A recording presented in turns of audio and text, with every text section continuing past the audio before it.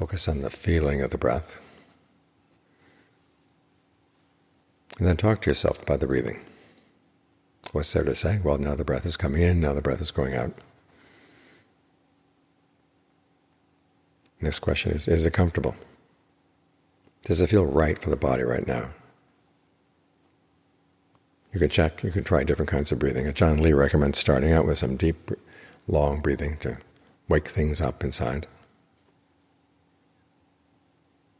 And as long as that feels refreshing, keep it up. Because a lot of us go around with depleted oxygen levels to begin with, so we need to up the oxygen. But the important thing is how you talk to yourself about this, about the possibilities of working with the breath, the benefits that are going to come. In any case of delayed gratification, you've got to talk to yourself well.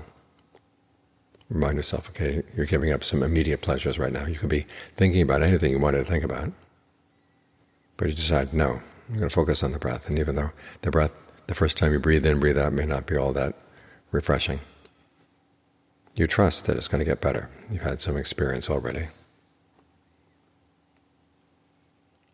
So a lot of this depends on how you talk to yourself about this. You see examples of children and little animals getting really upset when mommy or daddy goes away just for a little while. Because what are they telling themselves? Total abandonment. They don't realize that the parents are planning to come back. It's because they don't know how to talk to themselves that they suffer. Well, this habit sticks with us. It's not just little kids and little animals. Adults don't know how to talk to themselves either, in most cases. They picked up all kinds of ideas from who knows where.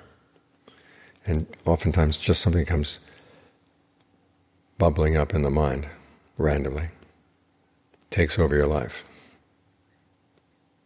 So you have to learn how to talk to yourself, realizing that giving up certain immediate pleasures that entail a long-term pain is really worth it. And although you may not appreciate it right now, you learn how to get some pleasure out of the fact that you're rising above the tendency to go for what's going to be harmful in the long term. In other words, you talk to yourself in a way that provides happiness and keeps you directed in the right direction. As John Lee once said, of the various kinds of fabrication, verbal fabrication is a big troublemaker, how you talk to yourself. But it can be turned around, it can be a big help. Think about the Buddha. All those many times in the course of his quest for awakening, he ran up against a dead end. He went to these teachers and they promised him the end of suffering. Well, they didn't have it.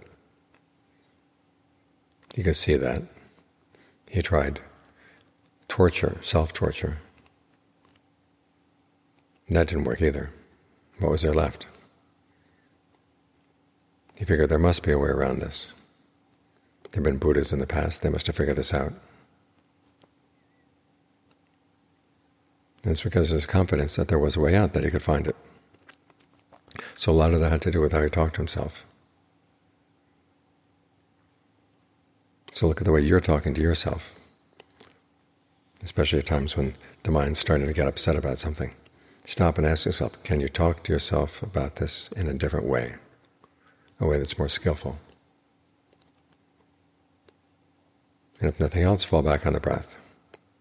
Because if you can talk to yourself well about the breath, you can get a lot of advantage out of just simply being with the breath, gaining strength, gaining stability inside.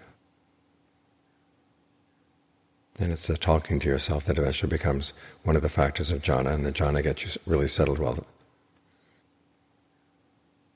And that's when you start saying, oh yes, there is some pleasure in this practice.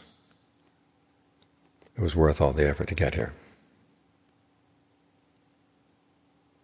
And once you're here, of course, why leave? Try to maintain that sense of well-being with the breath as you go through the day. It may not be as intense as you're out walking around, but it keeps you in touch. So the next time you come to sit down and meditate, you're right here. It's in this way that your happiness becomes a skill.